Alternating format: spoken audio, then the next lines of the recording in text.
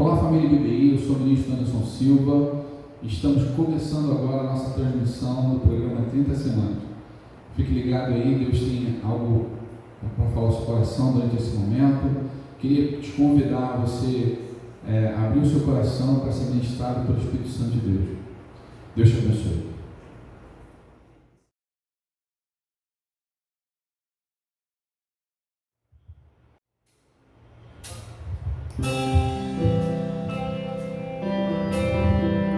Nós te adoramos, Senhor. Faça morada no nosso coração, Pai. Faça habitação em nós, Senhor. Que possamos ser, Pai, usados por Ti todos os dias. Nosso coração, Deus, é o Teu altar. É ali que depositamos, Senhor, nosso coração em Ti. Aleluia. Eis-me aqui, tantas fraquezas, diante da Tua grandeza. O que se vê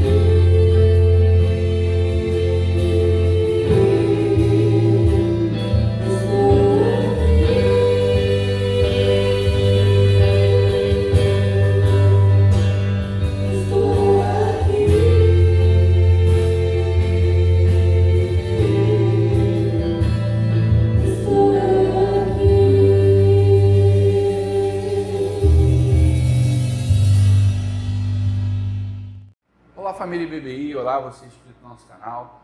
Sou o ministro Anderson Silva e esse é mais um conteúdo do nosso programa 30 Semanas. Antes de começar, eu queria lembrar você de você pegar a sua folhinha, pegar o seu caderninho de anotações, para a gente poder estar tendo os nossos momentos de reflexões juntos, tá bom? Pode dar um pause aí no vídeo, vai lá, pega o seu caderninho de anotações, pega a caneta, para a gente poder fazer algumas reflexões juntos, tá bem? Estamos aqui no nosso reloginho, estamos fechando hoje a decisão admitir, e hoje eu queria falar com vocês sobre os 3 estágios da negação, né? Nessa decisão, admitir nossa principal conclusão é olhar para dentro de nós e admitirmos com franqueza o seguinte: eu tenho problemas. Salmo 32, 3 diz o seguinte: enquanto eu escondi os meus pecados, o meu corpo definhava de tanto gemer. O que o salmista está dizendo aqui? Né? Não tem como fugir disso. Né? A gente precisa admitir de verdade que nós temos problema. Todos nós temos. Eu lembro que uma certa vez eu estava conversando com alguém e a pessoa, sempre que eu tocava no programa 30 Semanas, a pessoa parecia que tentava pintar um quadro de que a vida dela era uma vida perfeita. Eu sinceramente, não acredito que existam pessoas perfeitas, né? Eu acho que todo mundo tem alguma coisa, todo mundo tem algo para tratar. Mas esse meu amigo, ele fazia muita força para tentar pintar um quadro onde a vida dele era perfeita, onde tudo se encaixava. E eu percebi que, na realidade, que o que ele estava fazendo era fugindo de alguns problemas que ele sabia que existiam, mas que ele ainda não tinha tido coragem e força para admitir. A grande questão nessa primeira decisão é essa: é sair da negação e admitir que nós temos problema. E o nosso bate-papo de hoje é exatamente sobre isso. Entender os 3 estágios da negação e entender onde estamos em cada um deles para poder superá-los, então passar por eles. 1 João 1, 8 diz assim: se afirmamos que estamos sem pecado, enganamo-nos a nós mesmos e a verdade não está em nós. O que é a negação? A negação é uma tentativa desesperada de fugir. É um falso... Nós criamos internamente um falso sistema de crenças onde nos leva a fugir e não encarar as coisas como as coisas são de verdade. É um comportamento autoprotetor que nos impede de encarar honestamente como a nossa vida está, né? E aí a gente vive num ciclo de negação. Não consigo ver, não quero enxergar, enfim. E enquanto a gente não olha para dentro de nós mesmos e começa a identificar esses comportamentos, a gente nunca vai conseguir vencer as nossas dores. Ainda na infância, a gente começa a desenvolver alguns comportamentos que nos expõem. Nos expõem a quê? A desafios emocionais. Por exemplo, né? Tem algumas pessoas que sofreram na escola, tipo uma professora, outros sofreram dentro de casa, um irmão mais velho, um pai, uma mãe. E isso vai criando uma bagagem emocional muito ruim para nós, né? E aí, a gente costuma dizer no programa que isso vai juntando lixo emocional dentro de nós. E aí, o que a gente faz? Algumas pessoas acabam pegando esse lixo e embrulhando em um papel muito bonito. Fica parecendo um presente, um laço vermelho bonito, mas na verdade o que tem dentro é lixo, né? E o nosso desafio é entender que o que tem ali dentro é lixo e começar então a descartar esse lixo, a nos livrar desse peso, tá bom? São vários fatores que nos levam à negação, né? Quais são eles? Vergonha, medo, falta de consciência, inocência, querer agradar os outros, segredos de família e tantas outras coisas. E aí eu queria começar, primeiro, olhando um pouco para trás, né? Quando a gente ainda não tinha reconhecido que nós precisávamos de ajuda. A gente ainda não tinha entendido. E aí eu queria conversar com você sobre o primeiro estágio da negação. Qual é esse primeiro estágio? São as prisões do passado. Primeiro estágio da negação, as prisões do passado. O que são as prisões do passado? Todos nós passamos por momentos na nossa infância, na nossa adolescência, na nossa juventude, que nos marcou e nos traumatizou tanto que parece que a nossa vida parou. naquele momento, né? E aí, essa prisão do passado, na realidade, o grande mal que ela faz comigo, com você, com todos nós, é que enquanto nós estamos presos no passado, a gente não consegue viver o hoje. A gente não consegue, de verdade, desfrutar aquilo que Deus tem para a gente hoje. E o fato de a gente não viver uma vida inteira hoje, também nos impede de que nós possamos construir um futuro melhor que Deus tem para nós. Nós não conseguimos mudar o passado. A gente não consegue mudar aquilo que aconteceu com a gente. Mas nós podemos sim olhar para o passado, entender o que aconteceu e ressignificar. Para quê? Para que no presente nós consigamos ter uma vida melhor, mais feliz. E para que no futuro nós consigamos sim ter uma vida plena e inteira em Jesus. Então, o que são prisões do passado? Prisões do passado são lugares onde as nossas emoções literalmente ficaram ancoradas, ficaram presas. E por mais que a gente se afaste de lá, nós sempre temos algo, uma corrente que nos prende aquilo ali. Pessoas, situações. Vou dar um exemplo para você, né? Não sei se você já passou por isso, quando você escuta uma música que te lembra de algum momento triste da tua vida. E aí você escuta aquela música e parece que você está de novo vivendo aquele momento de novo, né? Você está vivendo aquela dor mais uma vez, né? E a grande questão com relação às nossas prisões do passado é que a gente vai observar que para nós, em todos esses momentos, nós sempre estivemos sozinhos. E aí a gente vai sentir abandono, solidão, enfim, uma gama de emoções com relação a isso. E aí eu queria pontuar algumas dessas prisões do passado. A primeira é os nossos traumas. Uma prisão muito forte são os nossos traumas. A maioria dos nossos traumas, eles surgem na nossa infância ou na nossa adolescência. Como é que isso se dá? Normalmente é por uma tentativa mal sucedida, né, de familiares ou pessoas muito próximas de nós com algumas coisas muito simples no nosso dia a dia mesmo. Existia uma cultura, né, antigamente que, graças a Deus, isso tem mudado, que era uma cultura de educar pelo medo, né? Quem nunca escutou a música do cuidado com a cuca, que a cuca te pega, uma coisa desse tipo. Tinha uma educação, né? uma coisa que tentava ensinar amedrontando. Isso traumatiza.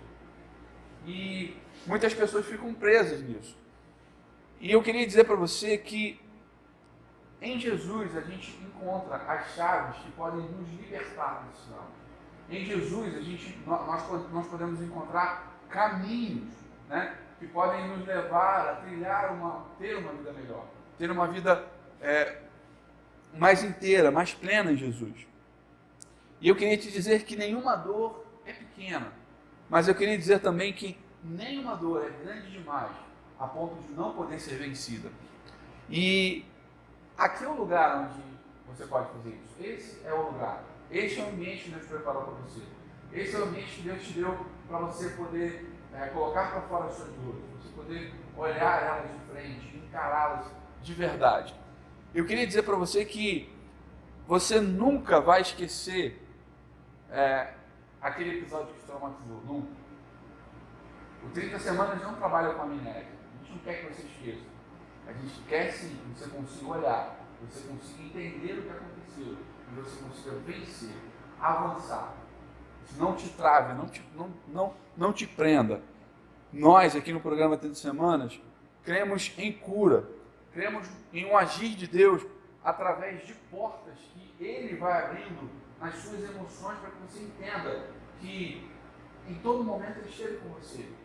Que cure a sua orfandade, que cure, sabe, a sua rejeição, que cure tudo o que isso pode ter trazido de ruim para a sua vida. E eu queria agora fazer uma reflexão com você. A primeira, Você já passou por algum trauma na sua infância, na sua adolescência, na sua juventude? E eu queria que você respondesse aí, sim ou não? Uma outra prisão do nosso passado é as perdas. Perda de uma pessoa amada, de um ente querido, a perda de um emprego, a perda de um relacionamento. As perdas também são prisões muito duras, né, para nós e nos prendem no nosso passado. De repente você perdeu um filho, né? Eu costumo dizer que só quem perde um filho sabe a dor que perder um filho causa na pessoa, né? E aí você pode estar pensando assim, então, Anderson, você não pode falar para mim sobre a minha dor, sobre a minha perda. Não posso.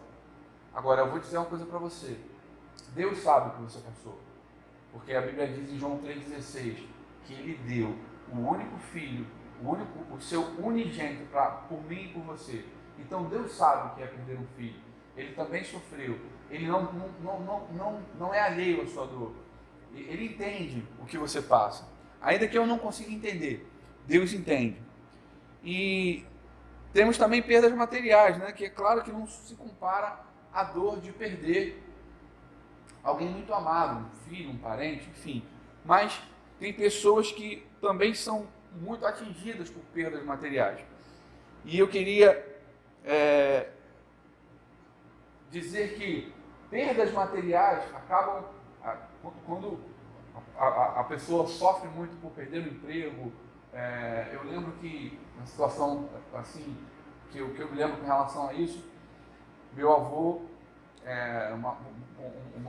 uma certa vez, comprou um carro e esse carro foi roubado, né?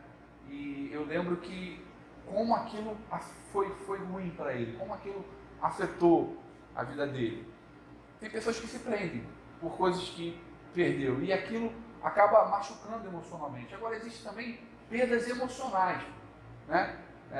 Relacionamentos que você perdeu, pessoas que eram amigas e que você hoje sente falta delas na sua vida, também te prendem no passado. E eu queria fazer mais um ponto de reflexão com você. Você já sofreu alguma perda? Sim ou não? Um outro ponto, né, que nos aprisiona no nosso passado são situações de abuso. E eu ouso dizer para você que todos nós, invariavelmente, já passamos por algum tipo de abuso, sabe? Abusos emocionais, abusos físicos, abusos religiosos, enfim, uma série de coisas que podem ter acontecido com você, que você de repente nem significou na sua vida como um abuso, aquilo te faz mal e você não consegue entender de verdade o que aquilo representa para você. E eu costumo dizer que abusado, por exemplo, uma criança que foi abusada sexualmente, né? Ela foi tocada de uma maneira indevida. E eu costumo dizer que quem não recebeu afeto na infância, quem não recebeu carinho na infância, foi tão abusado, sofreu tanto abuso quanto aquela que foi tocada de uma maneira errada. Porque o abuso não é só você ser tocado da maneira errada, é você também deixar de ser tocado da maneira certa. Pessoas que hoje têm dificuldade de abraçar porque não foram abraçadas. Pessoas que têm dificuldade de dar um beijo, né, afetuoso porque não foram beijadas. Então, todos nós tínhamos o direito de sentar no colo dos nossos pais, dos nossos avós, sermos abraçados e sermos tocados da maneira correta. E eu queria refletir com você. Você já sofreu algum tipo de abuso? Sim ou não? Um outro ponto que nos prende no nosso passado é um ponto de vergonha extrema. Hoje tem um termo vindo do inglês que é muito comum, a gente ouve muito falar em bullying, né? Que na realidade vem do termo em inglês, da língua inglesa, de brigão, de valentão, né? Mas existem pessoas que foram tão ridicularizadas na infância com apelidos. Gente, se eu fosse listar para vocês o número de apelidos que eu tive, né, a gente ia ter que gravar um vídeo aqui só para falar dos meus apelidos. Mas, enfim, a vergonha extrema também é um ponto que te prende. A vergonha extrema é um ponto também que te paralisa, que te aprisiona no seu passado. Pode ter sido uma situação vexatória que você passou por apelidos, enfim, por qualquer coisa desse tipo. Normalmente isso acontece mais na fase de adolescência, mas não só na fase de adolescência. Por quê? Porque é na fase que a gente entende o que é sentir vergonha. Então, normalmente, ocorrem nessa época, entre a adolescência e o início da juventude. E eu queria te perguntar, você já sofreu alguma vergonha extrema? Sim ou não? Um outro ponto que te aprisiona no seu passado é as suas grandes vitórias. Anderson, grandes vitórias me aprisionam no passado? Sim. Por quê? Eu não sei qual é o momento que você está vivendo hoje, mas se você viveu um momento muito bom antes e o teu momento hoje não é tão bom, você invariavelmente vai tender a olhar para aquele momento com saudosismo e vai deixar de perceber que ele não vai voltar. E esse momento muito bom do teu passado ficou no passado. O que você precisa entender? Você tem que viver o hoje. E mais ainda, eu quero dizer para você, o melhor que Deus tem para você ainda está por vir, ainda não chegou. Então, sim, não se prenda nas suas vitórias do passado, olhe para frente e busque aquilo que Deus tem para você. Eu queria dizer para você que o teu futuro não é um momento cronológico. Eu queria dizer para você que o teu futuro é um lugar. Então, corra para lá, esqueça o teu passado, comece a caminhar e correr para o seu futuro. E aí, eu queria refletir com você. Você tem algum momento que traz para você saudosismo extremo? Sim ou não? E aí vamos passar para a segunda armadilha. O segundo estágio, né, da negação, que são as armadilhas do presente. Quais são essas armadilhas? A primeira é o seguinte: a gente diz, né, que com o tempo vai melhorar. Não vou mexer nisso aí não, porque o tempo cura tudo. Eu queria dizer para você que o tempo cura pouquíssimas coisas. Na realidade, dependendo do que você estiver vivendo, o tempo não só não vai curar, como na realidade pode piorar e piorar muitas coisas. Eu costumo dizer que se você pega um saco de arroz de 5 quilos, né, você até consegue carregar isso por alguns metros. Mas se você carregar esses 5 quilos por quilômetros, você vai ver que em um determinado momento, aquilo que você começou a carregar com muita facilidade, vai fazer o seu braço subir, vai fazer o seu braço adormecer, e você não vai conseguir carregar aquilo. Por quê? Porque o tempo não faz os seus melhorar. Então, uma armadilha do presente com o tempo isso vai melhorar. E, gente, não melhora. Sabe por quê? A gente acha que a gente vai esquecer. E aí eu volto a dizer para você, 30 semanas não trabalha com amnésia, porque a amnésia é doença. Na realidade, 30 semanas trabalha com cura. Né? Não é para você esquecer, é para você olhar, entender, ressignificar e seguir em frente. Queria refletir com você. Você acredita de verdade que o tempo poderá trazer alguma cura para você? Sim ou não? Uma outra coisa que acontece na armadilha do presente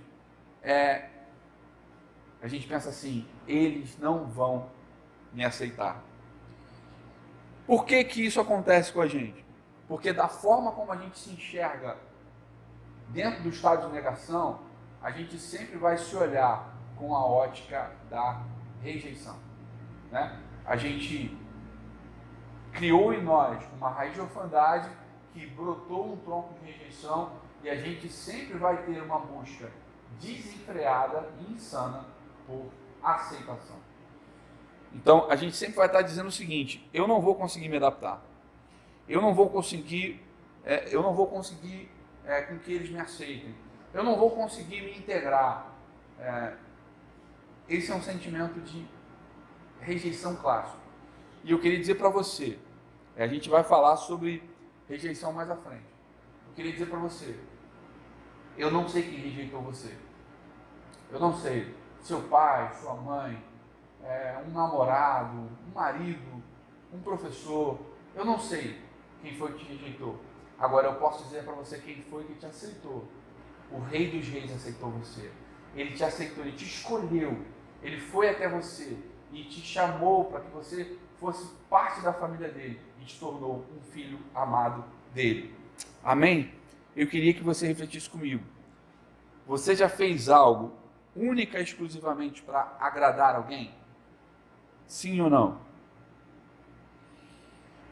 Uma outra armadilha do presente é: e amanhã? Como vai ser isso? Né? E com relação a isso eu queria dizer para você o seguinte: o nosso lugar nunca será o amanhã, nem o ontem. O nosso lugar sempre vai ser o hoje. Uma armadilha do presente é fazer com que nós tiremos o foco do que está acontecendo para pensar no que vai acontecer amanhã. Não, gente. Eu costumo dizer que a ansiedade é a mãe da depressão, né? Se você perde tempo pensando no que vai ser amanhã, você acaba perdendo de verdade o que é o hoje. E o que é o hoje? Um presente. Deus te deu. Ele deu para você. Então vamos viver ele da melhor maneira possível.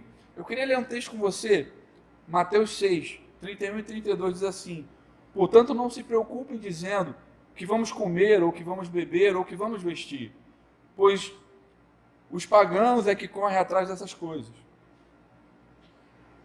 Por que pagãos? Pagãos são aqueles que não conhecem o Pai. Não tem paternidade. Você não, você é filho. Sabe? Você é filho de Deus, você é filho do Rei dos Reis. Então, não se preocupe com isso, não fique preso a isso. E aí eu queria que você refletisse comigo. Você se percebe alguém ansioso? Sim ou não? Você acha que você é ansioso?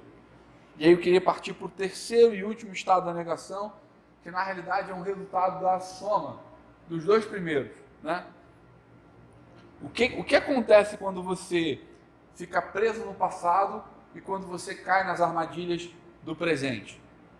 Você acaba desenvolvendo o que a gente chama de muletas emocionais. O que são muletas emocionais? Muletas emocionais são compensações ou válvulas de escape.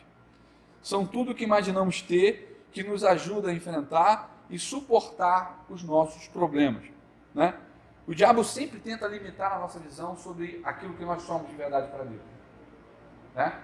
Deus nos chama de filho e o diabo sempre vai fazer com que nós olhemos para nós e nos enxerguemos como servos, como escravos.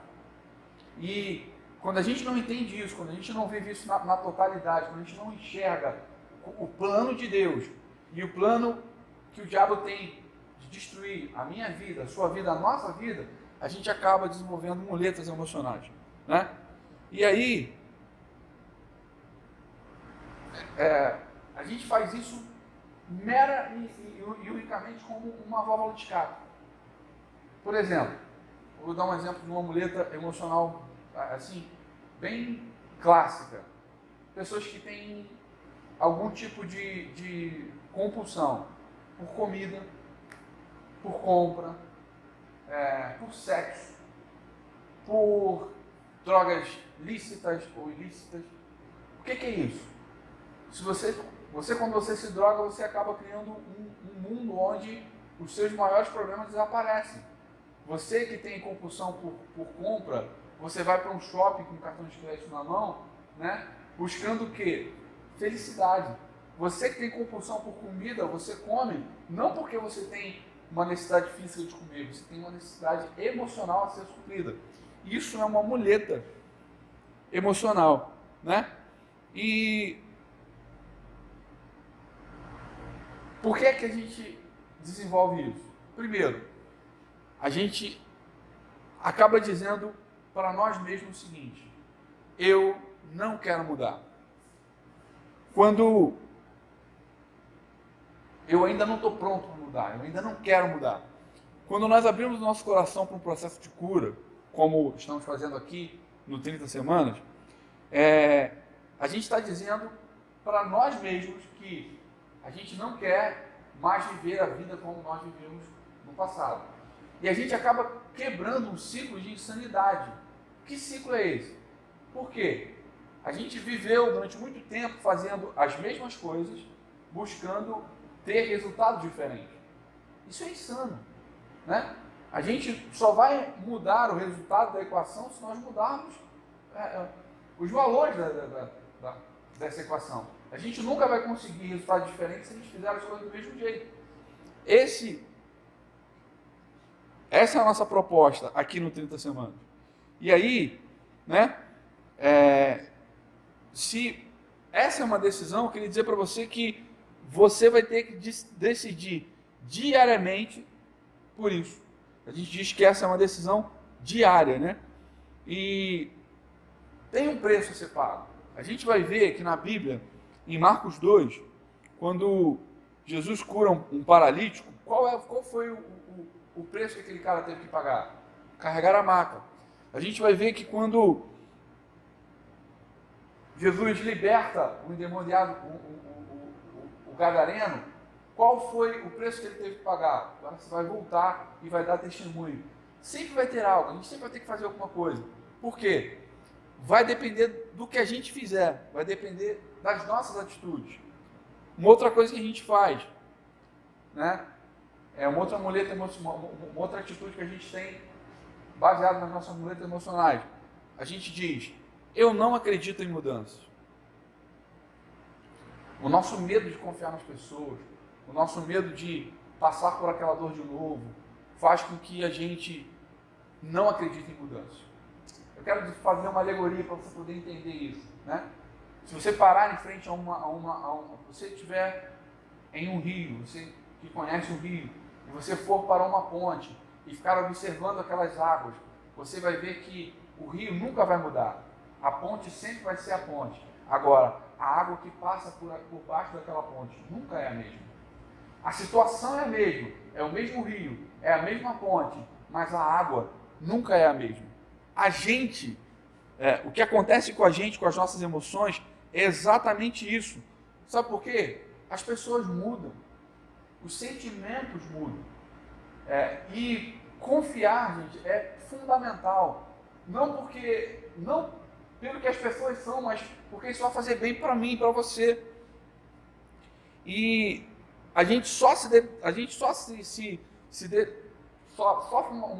uma decepção muito grande com pessoas pelas quais a gente espera muito.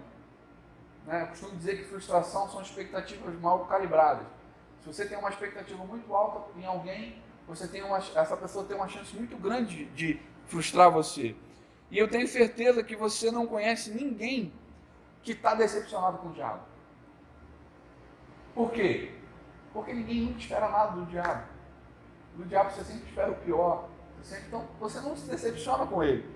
Ao passo que, à medida que a gente não entende a responsabilidade que a gente tem em algumas coisas que aconteceram com a gente acaba culpando outras pessoas, a gente acaba culpando a Deus, e isso faz com que a gente tenha dificuldade de confiar tanto em outras pessoas quanto em Deus mesmo. Aí eu queria refletir com você. Você já se decepcionou com alguém? Sim ou não? Uma outra atitude nossa com relação às nossas muletas emocionais é pensar que um alívio temporário basta, né? O próprio nome a esse escape já diz, é temporário. A gente troca uma vida plena, abundante, né? Uma vida zoe, como a Bíblia diz, por um simples prazer momentâneo, por um breve momento de alívio, né? E eu queria dizer para você que a fuga nunca vai nos levar à cura. Nunca, nunca. E aí eu queria falar para você algumas compensações e alívios temporários que de repente você já usou.